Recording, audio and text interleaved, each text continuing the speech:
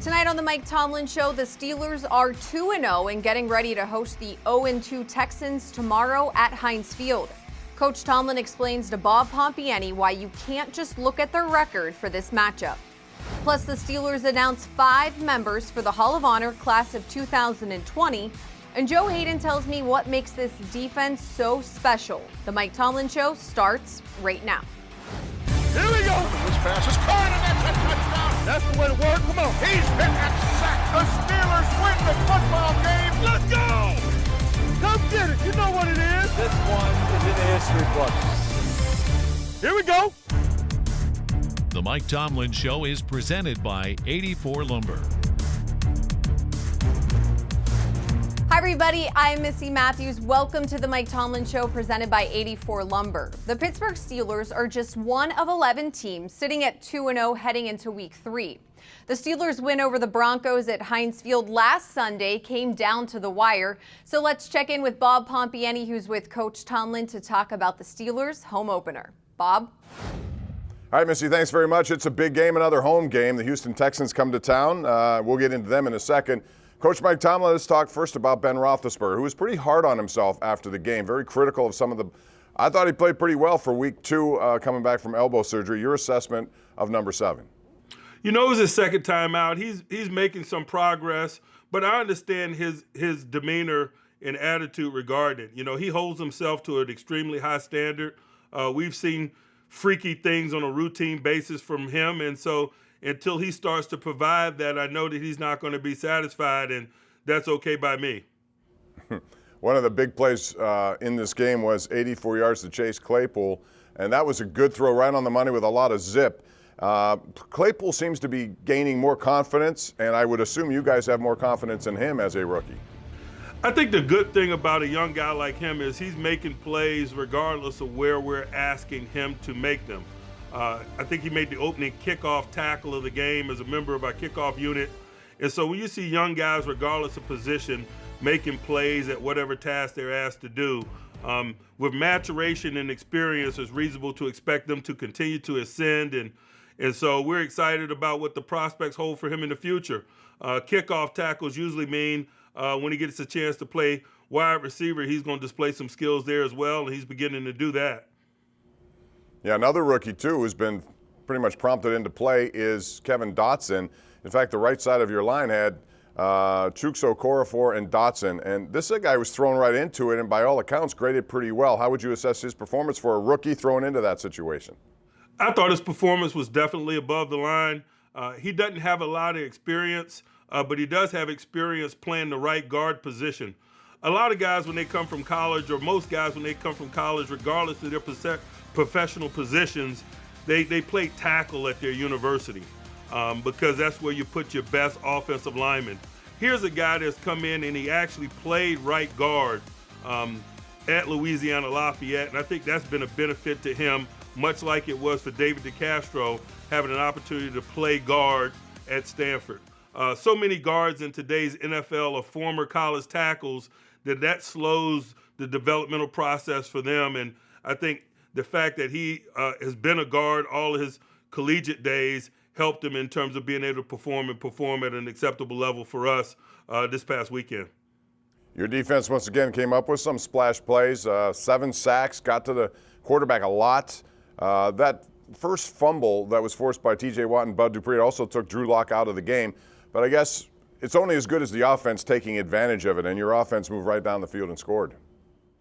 Yeah, we got to compliment one another, and it was good that we were able to do it in that instance. It would have been nice to get a touchdown after the Joe Haden interception.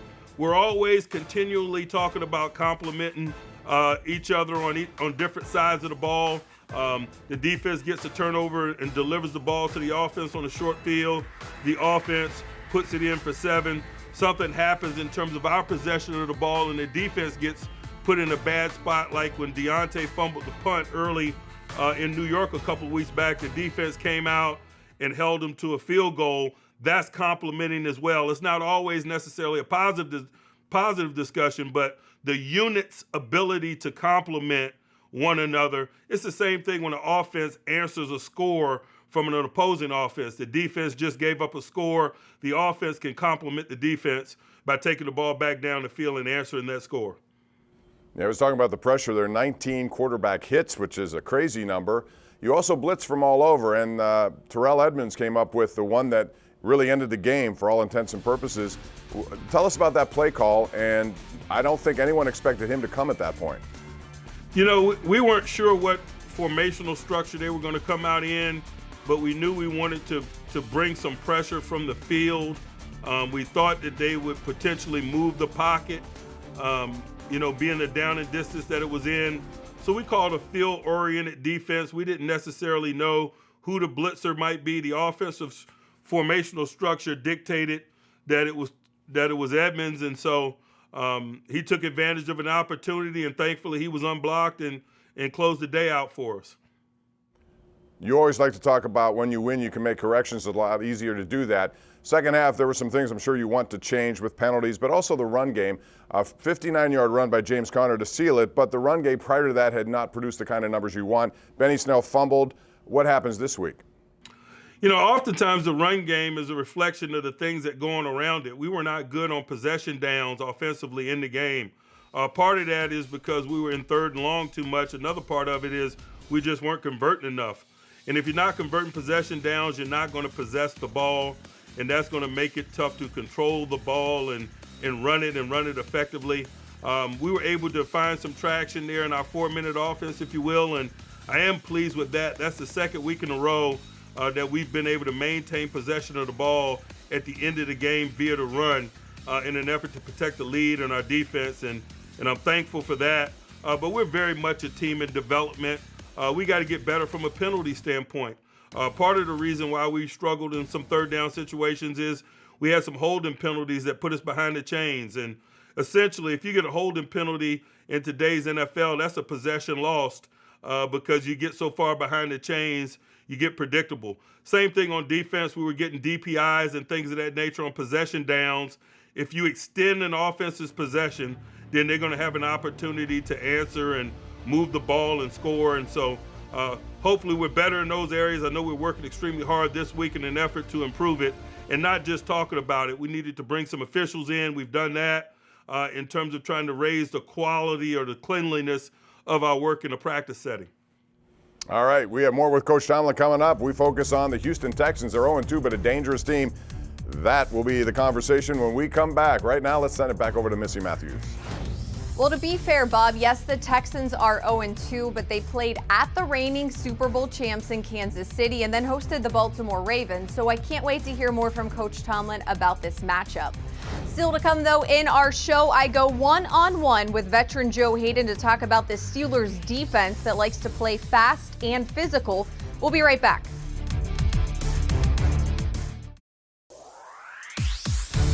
Welcome back to the Mike Tomlin Show, everybody. For only the second time since 1927, three brothers will be playing in tomorrow's game. The Steelers' TJ and Derek Watt will be going against older brother JJ and the Houston Texans. This game, though, is much more than just a family reunion, so let's go back over to Bob and Coach for more. Bob? All right, Missi, thanks very much. Now the Houston Texans come to town, and Coach, it's a team that started with two very good opponents with Kansas City and Baltimore.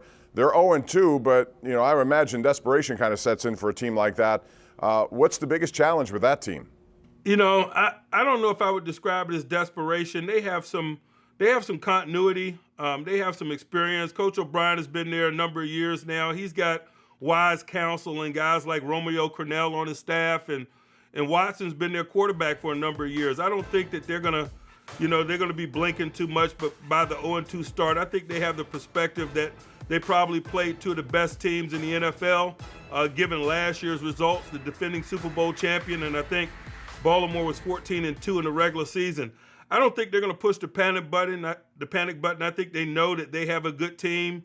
I think their talents are not reflective of their record, and so we better give them respect. I know that we have throughout the process. I know that they're going to come in here with the intentions of winning and with the swagger of a team that's a perennial playoff caliber team, which they are. Well, this is going to be a Watt family reunion. Last year we saw the Edmonds all get together on one field at one time, and so you have the wattage advantage, though. You have two Watts versus their one. I imagine that they feel pretty good about the one Watt that they have. 3-time Defensive Player of the Year, 5-time first-team All-Pro. But what an awesome opportunity and day for that family. A special thing to be a part of. I'm sure everybody involved is going to be focused on their roles in terms of doing what's required to win on that particular day. But from a parental standpoint, you got to tip your cap to the Watts, the parents. Man, they got 3 fine young men who happen to be really quality football players. Strategy-wise, Houston comes in this game allowing the most pressures on offense, and Deshaun Watson, as a result, has been running a lot. You guys come in as the best pressure team on defense. Does that lend itself to just what it sounds like you're just going to go after him? And what are the dangers if you do? No, I think some of that can be framed because of the game circumstances in the first couple of weeks, to be honest with you. They got behind in both games. They were playing ball-controlled offense, although Kansas City and Baltimore control it differently. Kansas City through the air, Baltimore via the ground. They were behind in the score and on a limited amount of time, and that makes you one-dimensional, and that creates the atmosphere where pressure becomes an issue. I would imagine their plan is not to do that in this game, and so I think anytime you step into a stadium, you got to be prepared for it to potentially unfold differently. Would we like it to unfold in that manner? Sure. But in all reality, we're probably going to be in a closer game where they're going to have an opportunity to mix the run and the pass, to change the launch point, to use all of the tools at their disposal, including the special talents of Deshaun Watson, to keep us at bay. Controversial trade in the offseason saw DeAndre Hopkins traded to Arizona. They brought back David Johnson. And the wide receivers on Texans have not caught a touchdown pass yet, but they have some names who are familiar with the end zone, and Randall Cobb, Will Fuller, Brandon Cooks. They're kind of due. How would you assess their wide receiving game, knowing that they haven't been in the end zone but have been there before? As you mentioned, they're all quality players. I got a lot of respect for those guys. Cooks is the type of guy that's really schooled at working you in the slot. Fuller is a deep ball guy. Randall Cobb is multi-talented, tough to tackle after the catch, but none of those guys are number 10. And so I'm sure from an offensive standpoint, there's a redistribution, if you will, of talent. And that happens at times when you lose a player. I know it's happened for us over the years when you lose a significant player. Over time, they'll smooth that out, and there'll be a redistribution of labor, if you will, and he'll find new favorite targets in tough circumstances and so forth, and that's what we have to be prepared for, the discovery of that. The tight end Fells, I'd be remiss if I didn't mention that. He's been one of the top red zone targets, surprisingly, in the NFL over the last 2 years, in 2019 and 2020. He got a red zone touchdown here in the first 2 weeks. So that's a guy that has our attention, particularly in that space of the field. At 6'7", he creates matchup issues and is tough to deal with. Yeah, that's a tough assignment, no question about that. All right, Coach, when we come back, we're going to talk about the Steelers, who unveiled their Hall of Honor this week. We'll get Coach Tomlin's perspective on some of these guys. He's coached a couple of them. That's coming up when we return. Missi, let's go back over to you. Thanks, Bob. Joe Haden made a bold prediction this offseason. He wants to go with 8 interceptions. That's his goal. And last week, he picked up his first one against the Denver Broncos. You don't want to miss the sights and sounds of that and much more, plus my virtual interview with Haden, next as the Mike Tomlin Show continues. The Mike Tomlin Show is presented by 84 Lumber. Are you 84 Lumber material? Visit 84lumber.com/careers to learn more. Even though the Steelers beat the Broncos 26-21 in their home opener, quarterback Ben Roethlisberger was very self-critical following the game. He said that the defense bailed the offense out, and there was no doubt, though, that this was a total team effort to move to 2-0. Here's our best sights and sounds from Heinz Field.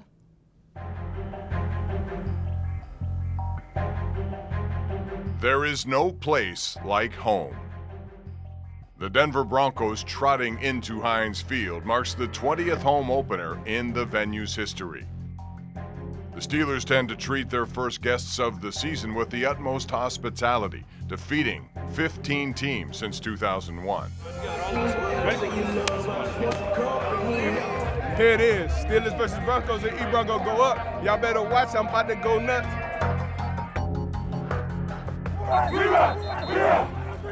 Let's go. Come on, baby. Back he goes, looking out to his right, under pressure from T.J. Watt. Down he goes, hit by Bud Dupree, and the ball is loose. The ball is loose at the 32-yard line. It is scooped up, and the Steelers have recovered it. Mike Hilton. 59th straight game with a sack for the Pittsburgh defense, longest sack streak in the NFL. Going to throw underneath, set up to Juju Smith-Schuster. He will cut it outside and get inside the 10, stays on his feet, and inside the 5. Juju Smith-Schuster, terrific individual effort. And now we have a touchdown for James Conner. So the Steelers cap off the drive with a short touchdown run, and they get the first score of the game. Roethlisberger lost one along the sideline, going for Chase Claypool, who catches it in stride. Claypool stays in bounds, crosses the 20, the 15, the 10. The rookie Chase Claypool in for his first NFL touchdown, 84 yards. Roethlisberger to Claypool. That was a great throw by Ben, too. Yes, it was. I can only tell you that's top shelf Canadian bacon, baby. Back, looking, throws over the middle, into and out of the hands, and now picked off. And this is Joe Haden on the deflection. Haden is going to be on his feet, still crossing the 20, and wrestled down at the 10-yard line.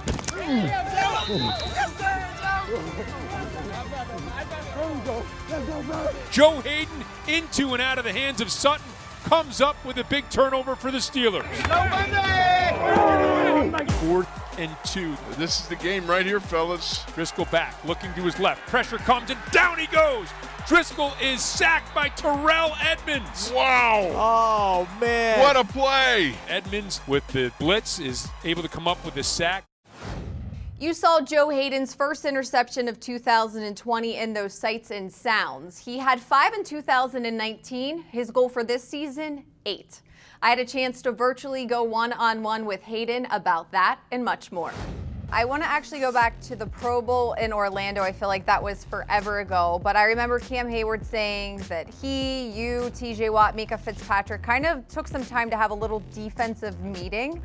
Is there anything you can remember or share from that time together at the Pro Bowl that you're kind of seeing come to fruition here in 2020? Just that we have a really, really good team. And we don't know, you never know how many years you're going to be able to have certain players together with offense and defense, and just having a veteran team, and just knowing that this year is going to be a really, really big year, getting 7 back, having another year of the whole defense together with Minka, D. Bush being a year older, Watt, Bud, everybody just coming into their own. It's just really, really important that we come after this year locked in, and just putting all our chips to the table, just knowing that this is a very, very good experience, and a team that we can win the Super Bowl with, so we got to take complete advantage of it. I think it's safe to say you're a veteran. I'm not calling you old, but you've been around the game of football in the NFL for quite some time.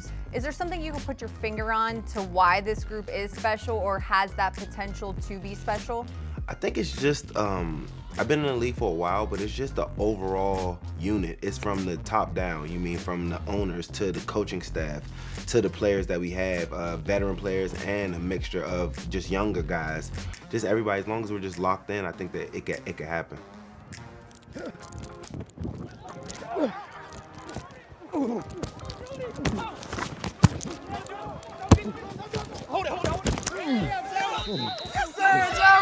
Now you got your first interception of 2020 last week against the Broncos. This training camp, you said the goal was 8. Is that still the goal? That's still the goal. I started off, I think this is the earliest I've had an interception in the season. So I think I started off on the right foot. The Steelers announced 5 new members for their Hall of Honor this week. All 5 of these guys were great teammates, and the kind of guys you wanted to have on your team and play next to. Coach Tomlin weighs in on this year's Hall of Honor class next.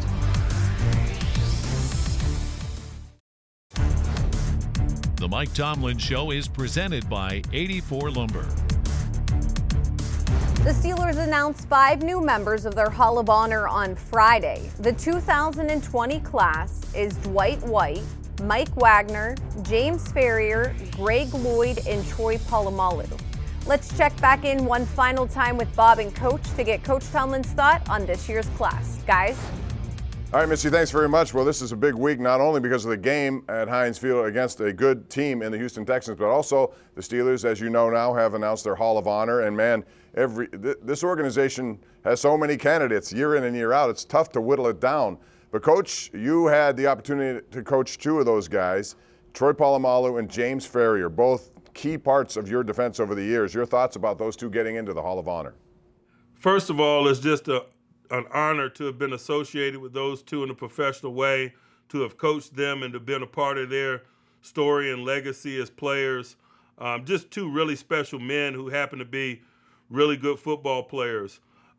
Troy obviously has gotten a lot of recognition with the Hall of Fame and deservedly so. It's really cool to see James Ferrier get recognized as well. Here's a guy that left his footprint on this organization in a big way. It's often revealed in the day-to-day behaviors of our guys right now who didn't even know him. But that's just kudos to him and the atmosphere that he created and the leadership that he displayed. Congratulations to James, but also continued congratulations to Troy, man.